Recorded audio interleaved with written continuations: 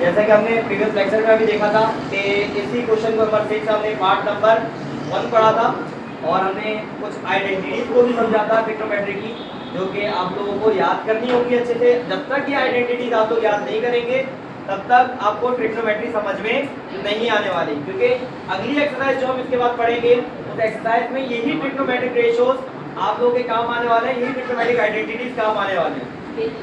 पहली बात। दूसरी बात, हमने इस क्वाड्रेंट्स को समझा था। मैंने बताया था कि 0 डिग्री से लेकर 90 डिग्री पे तमाम ट्रिग्नोमेट्रिक रेशियोज के आंसर 6 के 6 ट्रिग्नोमेट्रिक रेशियोज के आंसर सारे के सारे क्या रहेंगे? पॉजिटिव रहेंगे। इसी तरह मैंने बताया था 90 से 180 पर sin थीटा और cosec थीटा के आंसर पॉजिटिव रहेंगे, रिमेनिंग के आंसर नेगेटिव रहेंगे।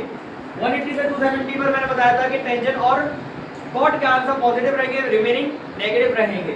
270 से 360 में मैंने बताया था कि sec और cos के आंसर पॉजिटिव रहेंगे, रिमेनिंग नेगेटिव रहेंगे। अभी के सवाल के ऊपर गौर करें तो हमें cos थीटा गिवन है जो कि बराबर है 2/3 के, ठीक है भाई। और थीटा इस बार थीटा lies in fourth quadrant. Fourth quadrant से मुराद 270 से 360 डिग्री वाला क्वाड्रेंट है, जहां पे दो ही ट्रिग्नोमेट्रिक रेशियोज पॉजिटिव होते हैं, एक है cos खुद और दूसरा sec। अब हमने रिमेनिंग ट्रिग्नोमेट्रिक रेशियोज निकाले, इनके उन तमाम ट्रिग्नोमेट्रिक रेशियोज के आंसर माइनस आने चाहिए, मतलब नेगेटिव आने चाहिए, माइनस। cos थीटा लिख लिया और सेम आइडेंटिटी जो प्रीवियस क्वेश्चन में अप्लाई की थी वो थी sin square theta plus cos square theta is equal to 1। Last time हमें sin की मिलता है, इस बार हमें cos की मिले, तो cos की जगह पे हमने लिखा 2/3 और इस cos के ऊपर स्क्वायर था तो इसलिए स्क्वायर लगे रहने दिया। इसके बाद और करें तो 2 का स्क्वायर क्या होगा 4 और 3 का स्क्वायर क्या होगा 9। अब ये पूरी टर्म पॉजिटिव है, जब इज इक्वल टू के साइड में टर्म शिफ्ट कर देंगे तो ये नेगेटिव हो जाएगी।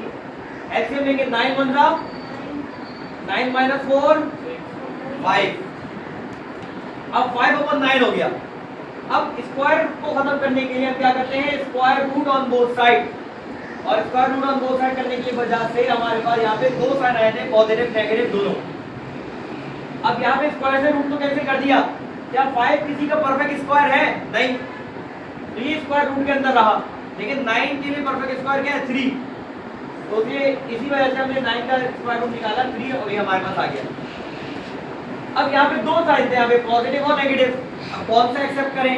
हमें पता है कि वैल्यू ऑफ साइन नेगेटिव होती है जब थीटा जो है वो लाई करता है फोर्थ क्वाड्रेंट में, इसीलिए हमने पॉजिटिव वैल्यू को इग्नोर किया, नेगेटिव आंसर हमने अपने पास नोट कर लिया। फिर अगेन टेंजेंट थीटा बराबर होता है sin ओवर cos, sin की वैल्यू लिख दी, cos की वैल्यू लिख दी, sin की जगह पे लिख दिया -√5/3 और 2/3 यहाँ पे cos की जगह पे लिख दिया। 3 से 3 कैंसिल, टेंजेंट का आंसर आया √5/2 नेगेटिव। अब हमारे पास क्या है? cosec है और sec है और cot है।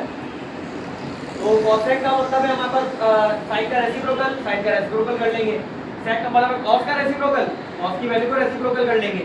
और cot का मतलब है टेंजेंट का रेसिप्रोकल, तो उसे टेंजेंट का रेसिप्रोकल बना लेंगे। ठीक है भाई, तो यहाँ तक उम्मीद है कि आपको सारा सवाल समझ में आ गया होगा। अब बाकी के मुश्किल पार्ट एक दो मैं करवा दूंगा, बाकी आप लोग घर पे प्रैक्टिस करें बाकी सवाल। ठीक है ना भाई?